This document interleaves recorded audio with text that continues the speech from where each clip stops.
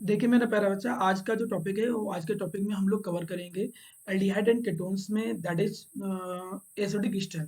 Important topic है ये दोनों पर्सपेक्टिव से। अगर मैं बोर्ड पर्सपेक्टिव से बात करूँ या कम्पिटेटिव पर्सपेक्टिव से, दोनों से। सिंपली 20 मिनट का टॉपिक है, कंप्लीट करके आपको भेजता हूँ।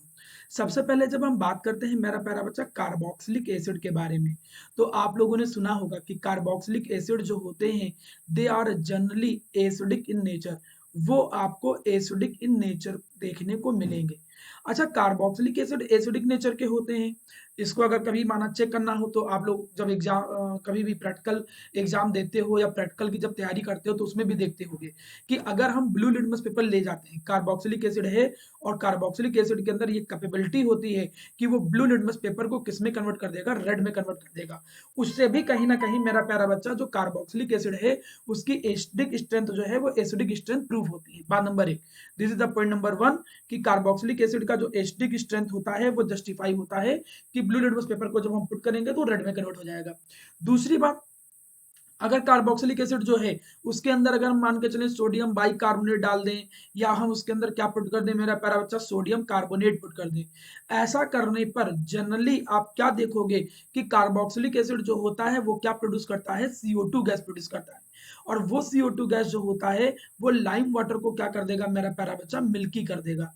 इन दोनों तरीकों से हमें ये जरूर पता चल जाता है कि कार्बोक्सिलिक एसिड जो होते हैं वो एसिडिक इन नेचर होते हैं। ये बात जब पता चल गई कि कार्बोक्सिलिक एसिड एसिडिक नेचर के होते हैं तो रीजन उठता है कि भाई क्यों, what is the reason behind this, कि भाई इसके पीछे जो बेसिक वजह है वो क्या है। तो हम बोलते क्या है कि कार्बोक्सिलिक एसिड जो है वो इतने अच्छे एसिड इस वजह से भी हैं क्योंकि वो इजिली H प्लस को लूज कर सकते हैं। हमने क्या वर्ड बोला कि carboxylic acid can easily lose H plus ion. वो H प्लस आयन को क्या करते हैं, इजिली लूज कर सकते हैं। क्योंकि वो H प्लस आयन को इजिली लूज कर सकते हैं इसीलिए उन्हें हम एसिड के तौर पे कंसिडर करते हैं। और वो क्यों H plus ion easily lose कर सकते हैं, क्योंकि अगर ये मान के चलो कि वो H प्लस आयन लूज भी कर देते हैं तो आपको क्या देखने को मिलेगा, आपको मिलेगा कार्बोक्सिलेट आयन। और कार्बोक्सिलेट आयन पे ये जो निगेटिव चार्ज है मेरा प्यारा बच्चा, इसको रेजोनेंस के थ्रू क्या कर लिया जाएगा, स्टेबलाइज कर लिया जाएगा। मतलब हम सिंपल सी भाषा में क्या कहते हैं कि जो कार्बोक्सिलिक एसिड जो होते हैं वो क्या करते हैं मेरा प्यारा बच्चा, जब H प्लस को क्या करते हैं, लूज करते हैं, तो लूज करने के बाद वो बनाते हैं कार्बोक्सिलेट आयन। और ये जो कार्बोक्सिलेट आयन होते हैं मेरा प्यारा बच्चा, इनको हम लोग क्या करते हैं, रेजोनेंस के थ्रू स्टेबलाइज किया जा सकता है। ये रेजोनेंस के थ्रू क्या हो सकते हैं, स्टेबलाइज। और आपको ये बात कई बार सिखाई गई है। जैसे फिनॉल का कॉन्सेप्ट याद करो, अल्कोहल फिनॉल में जब कंपेयर कराया गया था। अब जब ये निगेटिव चार्ज आसानी से रेजोनेंस के थ्रू जब स्टेबलाइज हो जाएगा तो H प्लस को निकलने में कोई परेशानी ही नहीं, मतलब H प्लस इजिली निकलेगा। और H प्लस इजिली निकलेगा, that's why the carboxylic acid are acidic in nature. दो बातें मैंने डिस्कस की। पहला, कैसे पता चला कि कार्बोक्सिलिक एसिड एसिडिक नेचर के होते हैं, वो ब्लू लिटमस पेपर को रेड में कन्वर्ट कर देते हैं। सोडियम कार्बोनेट या बाइकार्बोनेट से जब रिएक्ट कराएंगे तो CO2 गैस निकलेगी और वो लाइम वाटर को मिल्की कर देगी। होते क्यों हैं वो एसिडिक नेचर के, क्योंकि वो जब H प्लस को लूज करेंगे, इजिली H प्लस लूज कर सकते हैं। क्यों, क्योंकि H प्लस को लूज करने के बाद कार्बोक्सिलेट आयन को रेजोनेंस के थ्रू स्टेबलाइज किया जा सकता है। इतनी बात समझने के बाद अब कुछ छोटी छोटी बातें समझो जरा। यहाँ पर हम एक चीज आपको सिखाने जा रहे हैं और वो ये क्या है, हम यहाँ पर ये बात करेंगे कि जो एसिडिक नेचर होता है प्यारा बेटा, ये जो एसिडिक नेचर होता है वो डायरेक्टली प्रोपोर्शनल टू के होता है और इनवर्सली प्रोपोर्शनल होता है किसके, पीके के। पहले इन सब के बारे में हम सीखेंगे कि भाई ये दोनों चीज है क्या। के जो होता है that is dissociation constant of acid. के क्या होता है, के is the dissociation constant of acid. ये डिसोसिएशन कांस्टेंट होता है किसका, एसिड का। और पी के उसका निगेटिव लॉगरिथम हो गया। मैं जरा इस चीज को थोड़ा जस्टिफाई करके थोड़ा समझाता भी हूँ। मान के चलो कि तुम्हारे सामने ये कार्बोक्सिलिक एसिड है जो कि पानी के अंदर पुट कर दिया गया था, एक्वस मीडियम में था। मैंने इसको वाटर में जो वाटर एक्सेस ले लिया उसके अंदर पुट किया, और जैसे इसके अंदर आपने इसको पुट किया, this is converted into the carboxylate ion and the hydronium. आपको कार्बोक्सिलेट आयन और हाइड्रोनियम आयन मिल जाते हैं। आप लोगों ने 11th क्लास में इक्विलिब्रियम चैप्टर जरूर पढ़ा है। अगर इक्विलिब्रियम चैप्टर के अकॉर्डिंग में केसी का एक्सप्रेशन लिखूं तो केसी के एक्सप्रेशन में पहले प्रोडक्ट के टर्म आते हैं तो RCO माइनस आएगा और हाइड्रोनियम आयन का इनका मल्टीप्लीकेशन हो जाएगा। अपॉन में क्या आएंगे मेरा बच्चा, रिएक्टेंट के टर्म। रिएक्टेंट के टर्म में आपका RCOH आ जाएगा और वाटर आ जाएगा। लेकिन अब जरा देखो, वाटर जो था ये प्योर लिक्विड में था, क्योंकि ये वाटर जो है ये प्योर लिक्विड में है, और आपको लेवल में पढ़ाया गया था कि जो प्योर लिक्विड में है उनके कंसंट्रेशन को हम क्या मान लेते थे, यूनिटी। तो ये चीज इधर आकर मल्टीप्लाई होगी, जैसे ये चीज इधर आकर मल्टीप्लाई होगी Kc इंटू वाटर, जैसे ये चीज यहाँ पर मल्टीप्लाई होगी तो देखो क्या निकल के आ जाएगा, ये निकल के आ जाएगा RCOO माइनस, यहाँ पर आ जाएगा आपके सामने हाइड्रोनियम आयन, और नीचे डिवाइडेड में क्या निकल के आ जाएगा, RCOOH, ये निकल के आ गया। अब इन दोनों का मल्टीप्लीकेशन एक नया कांस्टेंट कहलाएगा जिसे बोलेंगे K, और K जो निकल के आया है वो किसके इक्वल निकल के आया है, RCO minus into hydronium ion. देखिए ऐसा नहीं है कि बोर्ड में कभी आपको इसकी जरूरत पड़ेगी, ऐसा नहीं कि इस तरीके के एक्सप्रेशन को लिखने की कोई जरूरत पड़ेगी, ऐसा कुछ नहीं है एग्जाम में, मतलब अभी तक कोई क्वेश्चन नहीं आया है बुक में। तो अगर मान के चलो कोई ऐसे कह दे कि justify the K is directly proportional to hydrogen ion concentration, क्या निकल के आया, के जो है वो हाइड्रोनियम आयन कंसंट्रेशन के या हाइड्रोजन आयन कंसंट्रेशन के डायरेक्टली प्रोपोर्शनल है। जितना ज्यादा हाइड्रोजन आयन का कंसंट्रेशन हाइड्रोनियम आयन उतना ज्यादा के, और जितना ज्यादा हाइड्रोनियम आयन उतना ज्यादा एसिडिक नेचर। तो कहीं ना कहीं प्रूफ तो हो ही गया कि हाइड्रोनियम आयन जितना ज्यादा होगा एसिडिक नेचर उतना ज्यादा होगा। मतलब अगर एक क्वेश्चन आए कि इन दोनों में कौन ज्यादा एसिडिक नेचर का है, तो जो ज्यादा एसिडिक नेचर का होगा उसका के भी ज्यादा होगा, ये बात अपने दिमाग में बैठा लो। अब बात नंबर 2, आपके सामने हम दूसरा पॉइंट लेके आते हैं। वो दूसरा पॉइंट जरा देखो क्या है मेरा बच्चा, हम यहां पर अगर इसे इक्वेशन नंबर क्या मान लें, इसे मान लें इक्वेशन नंबर 1। तो हमने क्या किया, taking logarithm on both side, taking negative log on both side, हमने निगेटिव लॉग ले लिया दोनों तरफ on both side of equation 1।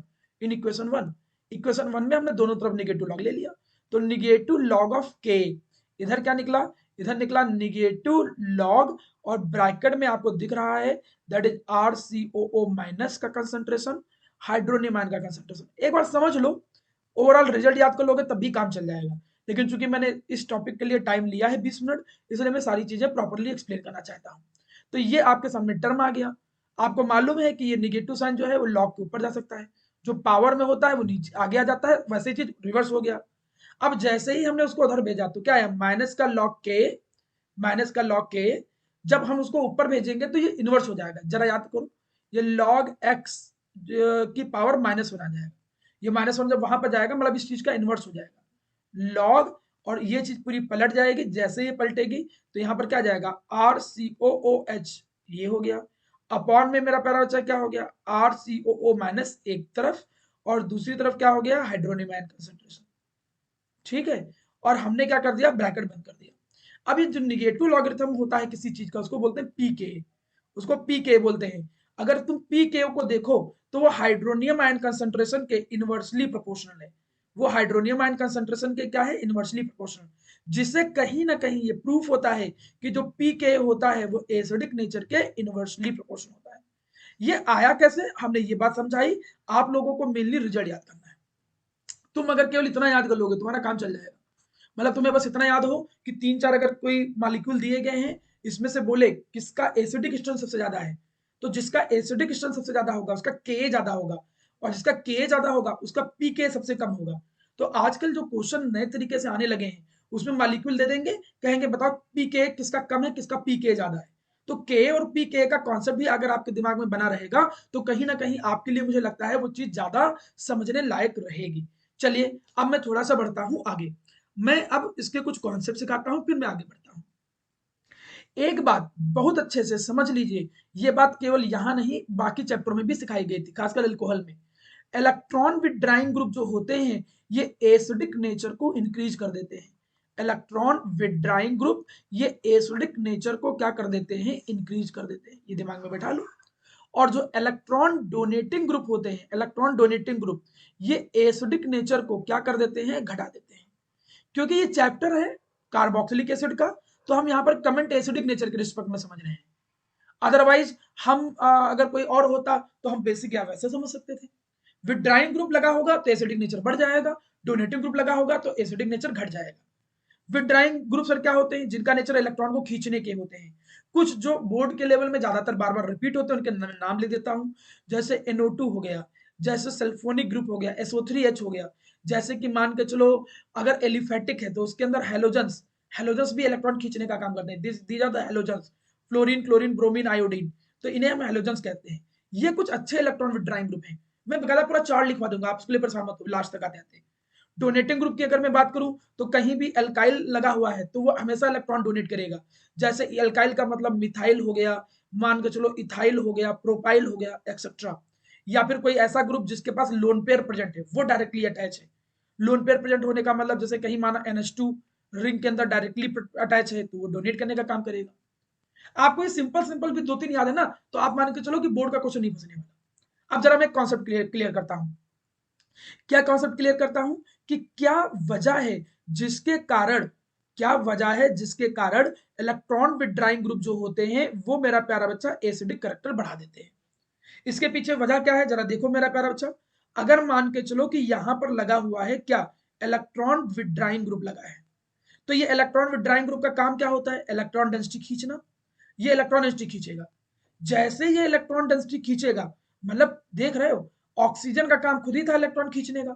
Oxygen का नेचर होता है इलेक्ट्रॉन खींचने का, और कोई ऑक्सीजन से इलेक्ट्रॉन खींच लिया। इलेक्ट्रॉन विड्राइंग ग्रुप जो होते हैं ये इंडक्टिव इफेक्ट के कारण, फिर सुनिएगा, इलेक्ट्रॉन विड्राइंग ग्रुप जो होते हैं ये इंडक्टिव इफेक्ट के कारण, इंडक्टिव इफेक्ट के कारण, माइनस आई इफेक्ट के कारण क्या करते हैं, इलेक्ट्रॉन को खींचेंगे। तो हम क्या कहेंगे, EWG जो ग्रुप होते हैं इलेक्ट्रॉन विड्राइंग ग्रुप, वो minus I effect, minus I effect का मतलब इंडक्टिव ग्रुप इफेक्ट के थ्रू ये इलेक्ट्रॉन डेंसिटी खींचेंगे। तो जब ऑक्सीजन पे इलेक्ट्रॉन डेंसिटी कम हो जाएगी तो वो ऑक्सीजन अपनी कमी किस पे निकालेगा, हाइड्रोजन पे। तो हाइड्रोजन पे और ज्यादा पॉजिटिव आएगा, इस पे और निगेटिव बढ़ने लगेगा। जितना ज्यादा हाइड्रोजन पे पॉजिटिव आएगा उसके लिए निकलना उतना आसान है। पॉजिटिव चार्ज का मतलब वो कुछ नहीं है, वो जल्दी निकलेगा। आप सिंपल सी भाषा में याद कर सकते हो कि इलेक्ट्रॉन विड्राइंग ग्रुप जो है वो क्या करते हैं मेरा बच्चा, दे इंक्रीजेस, वो क्या करते हैं मेरा बच्चा, इंक्रीज कर देते हैं क्या, इंक्रीजेस द पोलैरिटी, वो पोलैरिटी इंक्रीज कर देते हैं ऑन OH। वो जो OH होता है उस OH बॉन्ड की पोलैरिटी इंक्रीज कर देते हैं। जब OH बॉन्ड की पोलैरिटी इंक्रीज हो जाएगा तो H प्लस रिलीजेज इजिली, जिसकी वजह से जो H प्लस होगा वो क्या होगा, रिलीजेज इजिली, वो इजिली रिलीज होगा। और H प्लस जब इजिली रिलीज होगा तो हमेशा एसिडिक स्ट्रेंथ बढ़ जाएगी। मतलब अगर कहीं इलेक्ट्रॉन विड्राइंग ग्रुप लगा है तो दिमाग में बैठा लो कि एसिडिक स्ट्रेंथ बढ़ना ही बढ़ना है। इलेक्ट्रॉन विड्राइंग ग्रुप में पूरा चार्ट मत याद करो, इन तीनों को भी नजर में रखो, काम चल जाएगा आपका बोर्ड के हिसाब से। मैं डोनेटिंग की बात करूं, यही चीज उल्टी हो जाएगी, सेम जस्ट अपोजिट कॉन्सेप्ट यहां पर हो जाएगा। मैं जरा आपको मेंशन करके भी समझाता हूं। हुआ क्या, हुआ यहाँ पर मेरा प्यारा बच्चा वही सेम कि एक डोनेटिंग ग्रुप लगा था। इस डोनेटिंग ग्रुप ने किया क्या, डोनेटिंग ग्रुप ने इलेक्ट्रॉन डेंसिटी डोनेट की। जब ये डोनेटिंग ग्रुप ने इलेक्ट्रॉन डेंसिटी डोनेट की तो ऑक्सीजन पे इलेक्ट्रॉन बाहर से आने लगे। जब इलेक्ट्रॉन डेंसिटी ऑक्सीजन पे बढ़ गई तो ऑक्सीजन का नेचर खींचने का कम हो जाएगा। अरे बिल्कुल वैसे समझो, जैसे मैं एग्जांपल देता हूं कि मानो शेर का पेट भरा है तो हो सकता है मत खाए तुमको। तो जब इसको बाहर से इलेक्ट्रॉन डेंसिटी मिलने लगेगी तो ये हाइड्रोजन के इलेक्ट्रॉन नहीं खींचेगा, और हाइड्रोजन के ये जो बॉन्ड पेयर के इलेक्ट्रॉन है जब ये नहीं खींचेगा तो इस पे लेस पोलैरिटी आएगी, मतलब कम पॉजिटिव आएगा, कम निगेटिव आएगा। मतलब हम क्या कहते हैं कि इलेक्ट्रॉन डोनेटिंग ग्रुप जो होते हैं ये क्या कर देते हैं, ये डिक्रीज कर देते हैं ओवरऑल। ये डिक्रीज कर देते हैं क्या, decreases the polarity of OH bond. ये जो पोलैरिटी है, पोलैरिटी ऑफ OH, जो पोलैरिटी है OH बॉन्ड की इन कार्बोक्सिलिक एसिड, उसको क्या कर देते हैं, घटा देते हैं। जिसकी वजह से H plus not easily release, H plus not easily release. और जब H plus not easily release, H plus जब इजिली रिलीज नहीं होगा तो ऑब्वियस सी चीज है कि एसिडिक स्ट्रेंथ जो है वो तो कम होगी ही होगी। इस वजह से एसिडिक स्ट्रेंथ जो होती है वो कम हो जाती है। रिजल्ट क्या निकला, विड्राइंग ग्रुप लगे होंगे एसिडिक स्ट्रेंथ बढ़ जाएगी, डोनेटिंग ग्रुप लगे होंगे एसिडिक स्ट्रेंथ कम हो जाएगी। सिंपल सी बात है, इसमें मुझे नहीं लगता है कोई बहुत ज्यादा कॉम्प्लिकेटेड चीजें हैं। मैं कुछ अच्छे क्वेश्चंस जो पहले बोर्ड लेवल के हैं वो करा देता हूं, फिर कुछ एक्स्ट्रा कॉन्सेप्ट सिखाता हूं। देखिएगा जरा, जैसे कि कुछ क्वेश्चंस हैं, ये कुछ बोर्ड के आए हुए भी क्वेश्चन हैं, उन्हीं को मैं डिस्कस करता हूं। देखिएगा जरा, जैसे पहला question, this is the first molecule, this is the second molecule, this is the third molecule. मैं बनाता हूं, आप ही मुझे प्रॉपर आंसर दीजिएगा। मैं पहले वाले को बना रहा हूं, जैसे ये CH है, इसमें ये क्या लगा है, दिस इज द CH3, इसमें ये क्या लगा है, CH3, and after this COOH। ठीक है जी, ओके। अगले में हम देखते हैं भाई क्या है, in the next one CH3, यहाँ पर लगा है CH2, नेक्स्ट में लगा है CH, इसमें लगा है Br, then COH, butanoic acid. After that next one CH3CH, इसमें Br लगा हुआ है, इसमें क्या लगा हुआ है, CH2, और यहाँ पर क्या लगा है, COH। कहानी कुछ इस तरीके से है आपकी नजरों के सामने।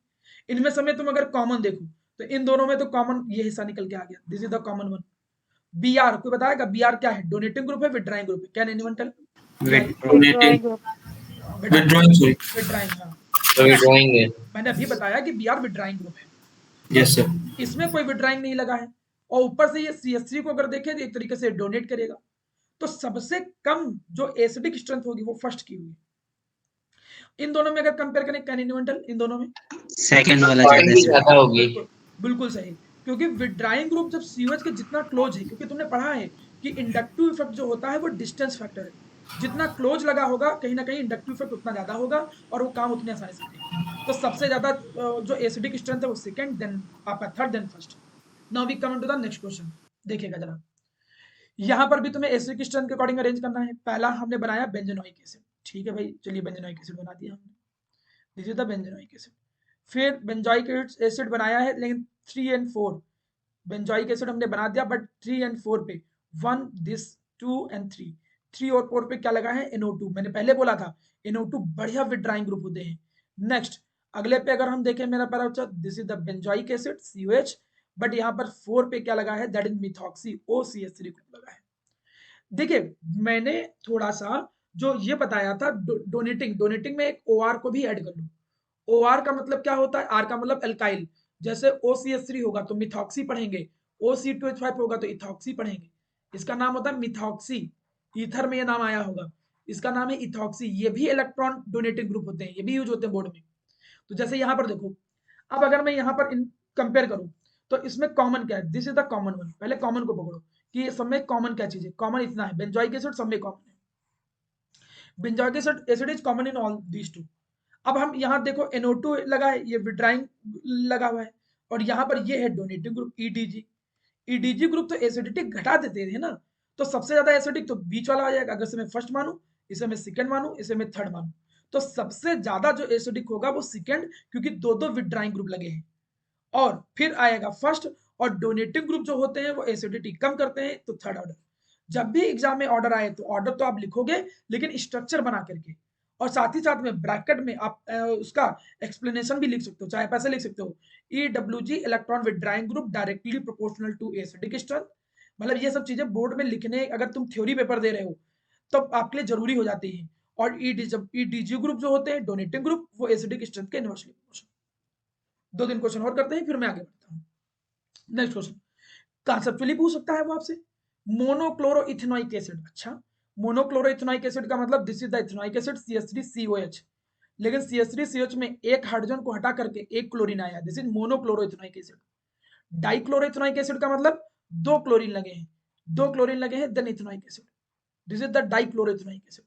तो मोनोक्लोरोइथेनॉइक एसिड है। वैसे तो अगर ये पढ़ाया जाए अगर कॉम्पिटिटिव लेवल में, तो ये कम से कम 2 घंटे का टॉपिक है, दो नहीं दो तीन 3-4 घंटे का टॉपिक है कार्बोक्सिलिक एसिडिक स्ट्रेंथ, लेकिन अभी तो आपके बोर्ड में आराम से कवर हो जाएगा जल्दी। अब अगर इन दोनों को देखें तो यहाँ पर तुम देखो कि एक ही विड्राइंग ग्रुप लगा है, और इसमें क्या है मेरा प्यारा बच्चा, एक से ज्यादा विड्राइंग ग्रुप लगे हैं। देखो तो ऑब्वियस सी चीज है, ये ज्यादा इलेक्ट्रॉन खींचेंगे। तो अगर मैं फर्स्ट एंड सेकंड में कंपेयर करूं, कौन ज्यादा एसिडिक नेचर का? Can anyone tell? Second. Second, ठीक है। तो बिल्कुल तुम यही आंसर बोलोगे, क्या बोलोगे? In the dichloroethanoic acid two withdrawing group are there, so the acidic strength will be more. इस वजह से एसिडिक स्ट्रेंथ और ज्यादा होगी, और ज्यादा पोलैरिटी आएगी। This is the first question. Now coming to the second question. Second question में जरा देखिएगा, सेकंड क्वेश्चन में बेंजोइक एसिड इज, ये है बेंजोइक एसिड, ठीक है, ये अच्छा क्वेश्चन है। ये है बेंजोइक एसिड और इधर है इथेनॉइक एसिड। क्वेश्चन पूछ रहा है इन दोनों में जरा बताओ एरोमेटिक वर्सेस एलिफेटिक। इसकी लैंग्वेज बढ़िया है। आप क्या बोलोगे कि when the benzoic acid lose the H+, जब बेंजोइक एसिड H+ को लूज करेगा तो वो क्या बनाएगा मेरा बच्चा? वो बनाएगा आपके सामने रेडिकल बना दिया, नेगेटिव रेडिकल। और जब ये H+ को लूज करेगा, ये H+ को लूज करेगा, तो इसने भी CO- बनाया। लेकिन अगर देखा जाए, दोनों के दोनों नेगेटिव चार्ज जो है वो रेजोनेंस के थ्रू स्टेबलाइज हैं, दोनों के दोनों रेजोनेंस के थ्रू स्टेबलाइज हैं। बट इसमें in the case of benzoic acid more resonating structure are there, more resonating structure are there, more resonating structure are there, more resonating structure are there, ज्यादा resonating structure है। क्यों? क्योंकि अगर तुम देखोगे पहले ये इलेक्ट्रॉन जो है वो यहाँ आएगा, फिर यहाँ से यहाँ जाएगा, फिर ऐसे आएगा, फिर यहाँ जाएगा। इसमें दो ही पॉसिबिलिटी है केवल, एक बार ये क्या बना देगा लाइक दिस CH3, ये ऊपर चला गया और यहाँ डबल बॉन्ड यहाँ आ गया, अगली बार में ये नीचे आया, ये वापस यहाँ चला गया। इसमें 2 रिजोनेटिंग स्ट्रक्चर्स होते हैं और उसमें और ज्यादा रिजोनेटिंग स्ट्रक्चर्स हैं। तो जितना ज्यादा रिजोनेंस होगा, उस निगेटिव चार्ज का जितना ज्यादा डिलोकलाइजेशन होगा, कहीं ना कहीं उतनी ही ज्यादा स्टेबिलिटी होगी, और कहीं ना कहीं जितनी ज्यादा स्टेबिलिटी होगी उस निगेटिव आयन का, तो कहीं ना कहीं H+ का लूज भी आसानी से होगा। That's why the benzoic acid are more stronger acid than ethanoic acid. Benzoic acid ज्यादा स्ट्रॉन्गर एसिड होते हैं इथेनोइक एसिड से, क्योंकि H+ को लूज करने के बाद ज्यादा नंबर ऑफ रिजोनेटिंग स्ट्रक्चर मिलेंगे निगेटिव चार्ज को स्टेबलाइज करने के लिए। तो इस तरीके से कॉन्सेप्चुअल क्वेश्चन भी आते हैं। मैं एक दो क्वेश्चन और बताता हूँ, देखता हूँ। ऐसे क्वेश्चन आ सकता है कि पेयर में आ जाएंगे कि कंपेयर करो, बताइए जरा इन दोनों में कौन ज्यादा एसिडिक नेचर का है, जल्दी बताइए, कोई लिख लो। सेकंड वाला। बिल्कुल सही, सेकंड वाला, क्योंकि इसमें फ्लोरीन लगा और fluorine is electron withdrawing group. Fluorine जो है वो EWG ग्रुप है। इसमें देखो फ्लोरीन लगा है, इसमें क्लोरीन लगा है, तो इन दोनों में कौन ज्यादा है? फर्स्ट, क्योंकि फ्लोरीन जो है वो मोर स्ट्रॉन्गर है। Fluorine more stronger EWG group है, मोर स्ट्रॉन्गर विड्रॉइंग ग्रुप है क्लोरीन से, क्योंकि ज्यादा इलेक्ट्रोनेगेटिव पहले से मालूम। इन दोनों में देखो, इसमें फ्लोरीन दूर लगा है, इसमें फ्लोरीन क्लोज लगा है, सेकंड सेकंड डिस्टेंस फैक्टर हो गया। तो मैंने लगभग काम भर के क्वेश्चन आपको प्रैक्टिस कराए हैं, जिससे आपको आराम से कॉन्सेप्ट बन सकता है। अब ये चीज वैसे एग्जाम में काम की है नहीं, मतलब कॉम्पिटिटिव में बड़े काम की है, लेकिन कभी फंस जाओ तब तुम इसको याद रखो। मिक्सिंग नहीं होता है। मिक्सिंग का मतलब अगर चीजें मिक्स हो जाए, कि मतलब किसी में नंबर ज्यादा हो गया, किसी में पावर ज्यादा हो गया, किसी में डिस्टेंस ज्यादा हो गया, मतलब अगर हमें ये देखना हो, हमें डिस्टेंस मतलब कितने दूर लगा है विड्रॉइंग ग्रुप, कितने नंबर हैं उनके, और उनकी कितनी पावर है, इन तीनों को देखना है। तो इन तीनों में सबसे ज्यादा जो जीतता है, पहले वो डिस्टेंस फैक्टर, फिर नंबर वाला फैक्टर, फिर पावर वाला फैक्टर। मतलब मैं क्या कहना चाहता हूं, मतलब मैं ये कहना चाहता हूं कि अगर मैं एक क्वेश्चन ऐसे दूं, मैंने एक क्वेश्चन ऐसे दिया लाइक दिस, यहां पर एक COH है, ठीक है, इसमें मान के चलो कि हमने लगा दिया क्लोरीन, और दूसरा क्वेश्चन हमने ऐसे दिया कि हमने इसमें क्लोरीन लगा दिया 2, हमने एक क्लोरीन यहां लगा दिया, एक क्लोरीन यहां लगा दिया। अब आपको लग रहा हो कि इसमें से कौन ज्यादा, आपको लगेगा कि यार 2-2 Cl है, 2-2 क्लोरीन है, अब 2-2 क्लोरीन है, ये ज्यादा एसिडिक है, लेकिन गेम खेल जाओगे, यहीं पे गड़बड़ हो जाएगा। यहां पर ज्यादा एसिडिक कौन हो जाएगा? ऊपर वाला, क्योंकि तब आप लगाओगे DNP रूल। जब कंफ्यूजन होने लग जाए, उनसे बचने के लिए DNP रूल होता है कि डिस्टेंस, नंबर और पावर में से सबसे पहले कौन फैक्टर जीतता है? डिस्टेंस। तो डिस्टेंस मेन फैक्टर है। अगर ये Cl भी यहाँ पे लगा होता तब तो दोनों 3 पे ही है, तब नंबर देखते खेलते। तो पहले यहाँ पर डिस्टेंस फैक्टर जीता, फिर नंबर और पावर में अगर देखना हो तो नंबर जीतते हैं। जैसे कि अगर माना मैं ऐसे कहूं, जैसे मैं कहूं एक यहाँ लगा है लाइक दिस, COH लगा है, क्लियर है, इस पे हमने लगा दिया क्या, यहाँ पे हमने लगा दिया NO2 for example. In the second case पे हमने यहाँ COH लगा दिया, और यहाँ पर हमने 2 क्लोरीन लगा दिए, 2 क्लोरीन लगा दिए। अब कभी कंफ्यूजन आए कि यार NO2 तो बहुत स्ट्रॉन्गर ग्रुप है, NO2 की तो पावर बहुत ज्यादा है, इसका मतलब ये ज्यादा एसिडिक नेचर का होगा, नहीं, यहाँ पर दोनों एक ही जगह पे लगे हैं, इसलिए अब यहाँ पर जीतेगा कौन? यहाँ पर जीतेगा नंबर। जितने ज्यादा नंबर ऑफ विड्राइंग लगे होंगे, तो ये सेकंड वाला मोर एसिडिक हो जाएगा। समझ पा रहे हो मैं क्या कहना चाह रहा हूँ मेरा? अच्छा, कि जब चीजें कंफ्यूजन हो जाए कि डिस्टेंस और नंबर दोनों और पावर तीनों का कंपैरिजन देखना हो, तो सबसे पहले जीतता है डिस्टेंस फैक्टर, फिर जीतता है नंबर, और फिर जीतता है पावर। और पावर में भी तुम्हें देखना हो कि किसकी पावर ज्यादा है। तो देखिए पावर की पूरी टेबल बनी है। अगर कहीं पे मान चलो SO3H लगा है, कहीं पे NO2 लगा है, तो NO2 ज्यादा पावरफुल है। कहीं पे NO2 लगा है, कहीं पे CH लगा है, तो CHO लगा है, तो ये NO2 ज्यादा पावरफुल है। तो ये पावर का एक ऑर्डर है कि किस हिसाब से ये -I पावर वेरी करती है, तो वो मैंने यहाँ पर मेंशन कर रखी है। उम्मीद करता हूँ DNP रूल तुम लोगों को समझ में आ गया होगा। एक क्वेश्चन बता करके फिर आप जा सकते हो, जरा बताइए हमें। मैंने एक क्वेश्चन यहाँ पर लिखा CH3 CH2 COOH, यहाँ पर हमने H लगा दिया, यहाँ पर हमने लगा दिया क्या, यहाँ पर हमने लगा दिया NO2, सॉरी यहाँ पर हमने लगा दिया फॉर एग्जांपल, मैंने यहाँ पर लगा दिया फ्लोरीन, यहाँ पर हमने लगा दिया फ्लोरीन। फिर हमने यहाँ पर एक दूसरा क्वेश्चन लिया, यहाँ पर हमने लगा दिया दैट इज NO2। कौन ज्यादा एसिडिक नेचर का था ये जरा, which is more acidic nature? सब फ्लोरीन वाला। फ्लोरीन फ्लोरीनोला क्यों यहाँ हो गया? डिस्टेंस DNP पहले आता है। क्योंकि हमको अब डिस्टेंस फैक्टर देखना पड़ेगा। डिस्टेंस में पास में आ गया तो डिस्टेंस फैक्टर जी जाता है। पावर तो NO2 की ज्यादा है, नो डाउट, NO2 की पावर ज्यादा है, लेकिन डिस्टेंस फैक्टर ज्यादा है क्योंकि यहाँ पर हम DNP रूल लगाएंगे। तो DNP रूल के अकॉर्डिंग डिस्टेंस फैक्टर मेन होता है। अगला क्वेश्चन, CH3 CH2, यहाँ पर हमने लगा दिया Br, फिर हमने यहाँ पर लगा दिया CH, यहाँ पर हमने लगा दिया क्लोरीन, फिर यहाँ पर हमने लगा दिया COH। फिर हमने एक नेक्स्ट क्वेश्चन लिया CH3 CH, यहाँ पर हमने लगा दिया NO2 और यहाँ पर हमने लगा दिया CH2 COH। इसमें कौन? तो पहला वाला। तो फर्स्ट, क्योंकि विड्राइंग ये भी है, विड्राइंग ये भी है। इन दोनों को अगर हम देखें तो डिस्टेंस सेम आ गई, फिर नंबर इसमें दो विड्राइंग लगे हैं। आप आराम से कंपेयर कर ले जाओगे। मुझे नहीं लगता कि कोई कंपेरिजन इतना कठिन है या इतना कोई कठिन परेशानी आएगी। जरा लास्ट क्वेश्चन करिए, फिर आप लोगों को फ्री कर देता हूँ। देखिए सर पावर वाला एक एग्जांपल दीजिए। पावर वाले के मतलब मेरा बच्चा, जैसे कि मैंने एक क्वेश्चन दिया, हमने लिखा CH3 CH2, यहाँ पर हमने लगा दिया पावर वाला तो कराया था पहले स्टार्टिंग में, जैसे यहाँ NO2 लगा है, यहाँ लगा है COH, और सेम यही क्वेश्चन है CH3 CH2, यहाँ पर हमने लगा दिया क्लोरीन, और हमसे कोई पूछा कि कौन ज्यादा एसिड नेचर का, तो NO2 वाला है, क्योंकि NO2 की पावर ज्यादा होती है खींचने की Cl से। ये कैसे जानोगे? देखो ये टेबल में देखो, यहाँ देखो NO2 यहाँ है, Cl नीचे है। समझ पाया बेटा? यस। अब एक क्वेश्चन हमें जो हम पूछ रहे थे वो आप बताइए, फिर आप जाइए। अगर मान के चलो कि हमारे सामने कुछ क्वेश्चन लिखे हैं, जैसे यहाँ पर लगा है COOH, नेक्स्ट क्वेश्चन है यहाँ पर आपके सामने लग गया COOH, यहाँ पे हमने लगा दिया NO2, फिर हमने यहाँ पर एक क्वेश्चन लिया, हमने यहाँ पर लगा दिया COOH, यहाँ पे हमने लगा दिया NO2, यहाँ पे लगा दिया हमने NO2, यहाँ पे हमने लगा दिया NO2, लास्ट हमने क्वेश्चन लिया दैट इज COOH, यहाँ पे हमने लगा दिया NO2 और यहाँ पे हमने लगा दिया OC2H5। ये है फर्स्ट मॉलिक्यूल, ये है सेकंड मॉलिक्यूल, ये है थर्ड मॉलिक्यूल, ये है फोर्थ मॉलिक्यूल। एसिडिक पीके सब कुछ अरेंज करिए। सबसे पहले तुम्हें बताना है एसिडिक ऑर्डर, पहले तुम्हें बताना है एसिडिक ऑर्डर, फिर तुम्हें बताना है के का ऑर्डर, फिर तुम्हें बताना है पीके का ऑर्डर। सबसे ज्यादा एसिडिक कौन लग रहा है बताओ? सर थर्ड वाला। बिल्कुल सही। थर्ड वाला हाँ, के और एसिड। आराम से रुको ध्यान से। सबसे ज्यादा थर्ड वाला, क्योंकि सबसे ज्यादा पावर किस, सबसे ज्यादा ड्राइंग इसमें लगे, तो ये हो गया। अब इसमें एक NO2 लगा है, एक NO2 इसमें भी लगा है, लेकिन इसमें NO2 के साथ साथ डोनेटिंग लगा है। अब ये थोड़ा कंफ्यूज हो जाओगे तुम इसके साथ रिलेट करने में, इसलिए पहला वाला मैं हटा देता हूँ ऑप्शन, जिससे कंफ्यूजन ही ना रहे।